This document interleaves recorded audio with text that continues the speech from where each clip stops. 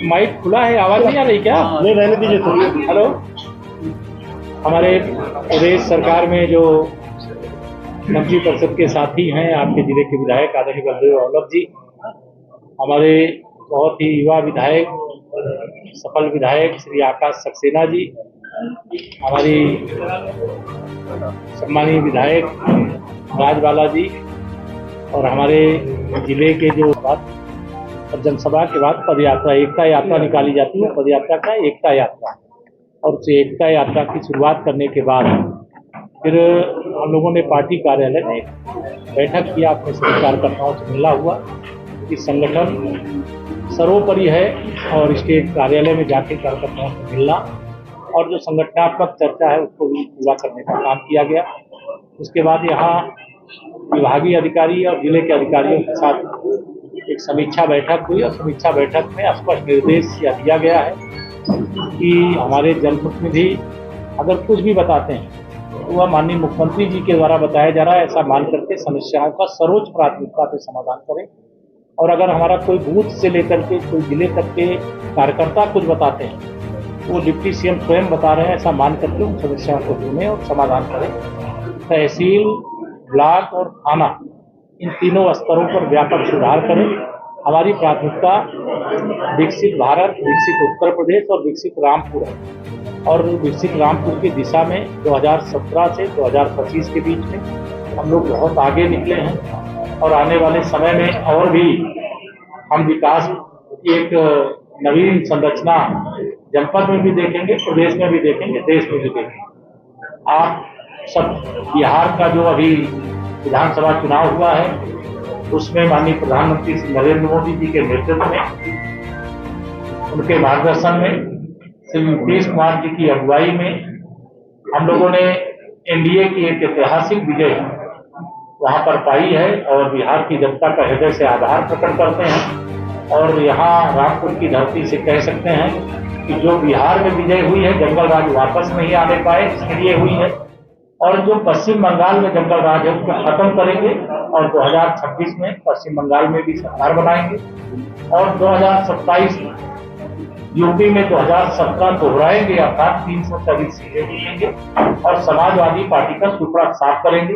श्री राहुल गांधी, श्री अखिलेश यादव, श्री तेजस्वी यादव और ममता दीदी जो टीएमसी की मुखिया हैं, मुख्यमंत्री भी हैं, ये सब एसआईआर को लेकर के मतलब दुष्प्रचार कर रहे हैं। एसआईआर एक पवित्र महायज्ञ की तरह है कि अगर भारत के संविधान में इस देश के नागरिकों को मतदाता होने का अधिकार दिया गया है तो एक नागरिक एक ही मतदाता हो सकता है। जो स्वर्गवासी हो गया है वो कोई स्वर्ग से आके मतदान नहीं करेगा, इसलिए जो मृतक मतदाता उनका मतदाता सूची से नाम हटे, जो मतदाता का नाम एक से अधिक स्थान पे है वो कटे, और जो कोई भारत के अंदर घुसपैठी आ गया है जिसे कांग्रेस ने, सपा ने, बसपा ने, रजद ने, टीएमसी ने अपना वोट बैंक मान करके उसका आधार कार्ड बनवाया, फिर फर्जी तरीके से वोटर लिस्ट में नाम डलवाया, वह सारा नाम कटे और कट करके जो सही नाम है वो मतदाता सूची में आवे। इसीलिए मतदाता शुद्धिकरण का यह अभियान है भारतीय जनता पार्टी की ओर से, हम इसका स्वागत करते हैं। और जो प्रलाप कर रहे हैं, दुष्प्रचार कर रहे हैं, उनको सलाह देते हैं कि ऐसा कार्य मत करिए। यह सच है कि 2027 को छोड़ो 2047 तक न देश में कांग्रेस आने वाली है न उत्तर प्रदेश में समाजवादी पार्टी आने वाली है, लेकिन अहंकार के आकाश में जो घूम रहे हैं बिहार की हमारी विजय से, सैफई परिवार हो चाहे मोहम्मद आजम खान का परिवार हो, इन सबको एक मातम जैसा माहौल इनके यहाँ दिखाई दे रहा है और हम सब विश्वास से भरे हैं, लेकिन हम जोश में होश नहीं खोने वाले। हम जमीनी स्तर पे जो काम कर रहे हैं तो वो काम करेंगे। डबल इंजन सरकार माननीय प्रधानमंत्री मोदी जी के नेतृत्व में, मुख्यमंत्री आदरणीय योगी जी के नेतृत्व में हम अच्छा से अच्छा काम किए और अच्छा से अच्छा काम करेंगे, यह सबको विश्वास दिलाते हैं। और आने वाला समय भारत का समय है, तीसरी अर्थव्यवस्था हम बनने वाले हैं, सामरिक महाशक्ति हम बन चुके हैं और आतंकवाद मुक्त भारत बनाने का एक संकल्प है। अल्फासा जैसी यूनिवर्सिटी जो आतंकवादियों को पैदा करने की फैक्ट्री बन रही है, इस प्रकार का कोई भी कृत्य देश में, प्रदेश में कहीं ना फन उठावे, सर उठावे, इसका हम लोग प्रयास करेंगे। इतना मेरा कहना है आपको।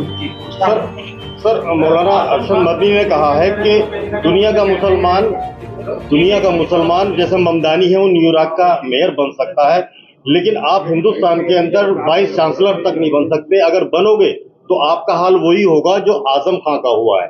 देखिए, मैं उनके सवाल, उन्होंने जो बयान दिया उसका जवाब नहीं दे रहा हूँ, लेकिन जो जैसा करेगा वैसा भरेगा। इस देश के प्रधानमंत्री जी तक में अभी एक कानून बन गया है, जो अभी संसदीय समिति के पास गया है, कि अगर प्रधानमंत्री तक, मुख्यमंत्री तक कोई गलत करेगा तो कानून, बाबा साहब डॉक्टर भीमराव अम्बेडकर का जो संविधान है, जो कानून है, वह उसके खिलाफ कार्रवाई करेगा। अगर अच्छे काम करेंगे, अच्छे कर्म करेंगे, उनको अच्छा जीवन मिलेगा, अच्छा भविष्य मिलेगा, जेल नहीं, समाज सेवा का भी मौका मिलेगा और शिक्षा के क्षेत्र में काम करने का मौका मिलेगा।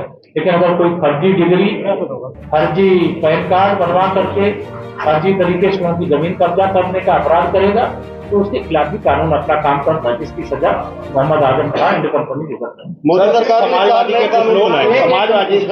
के विधायक और सांसद वंदे मातरम का विरोध कर रहे हैं। वो कह रहे हैं हमारे मजहब में ये नहीं गाया जाएगा। देखिए, जो वंदे मातरम का विरोध करते हैं उनको ये समझ लेना चाहिए, वंदे मातरम एक महामंत्र है राष्ट्र। इस वंदे मातरम के महामंत्र का गान ऐसा हुआ कि अंग्रेज भारत छोड़ के चले गए और इस समाजवादी पार्टी के विधायक की क्या हुआ। सर, मोदी सरकार ने 4 नए कानून बनाए हैं मजदूरों के लिए, वो लागू भी कर दिए गए हैं। मजदूरों को अपॉइंटमेंट लेटर मिल गया, न्यूनतम मजदूरी और पीएफ, ईपीआई, हेल्थ सब मिलेगा।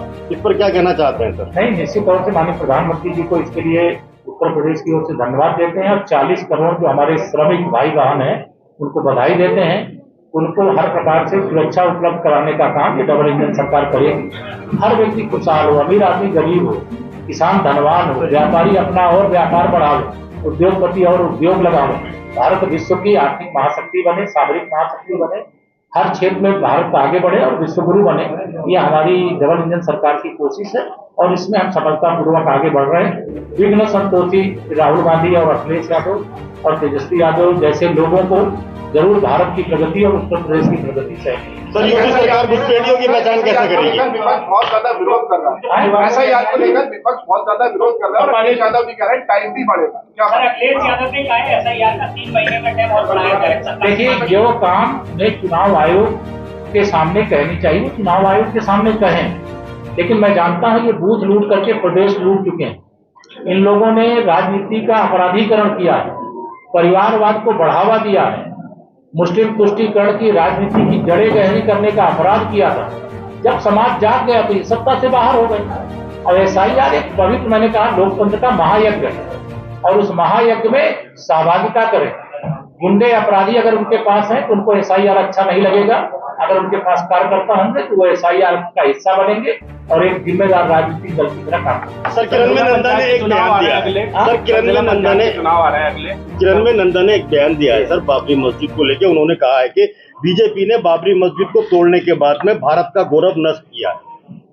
देखिए, जो इस प्रकार के बयान देते हैं मैं उनको कहना चाहता हूं, उनको बाबर से बहुत प्रेम है तो बुखारा चले जाए। अब बाबर के नाम की निशानी भारत से मिट चुकी है, रामलला का भव्य मंदिर बन चुका है और 25 नवंबर को देश के माननीय प्रधानमंत्री जिनके नेतृत्व में सरकार बनने के बाद 500 साल से जो इंतजार कर रहे थे राम भक्त, वह मंदिर बन गया और वहाँ धर्म ध्वजा फहराने जा रही है।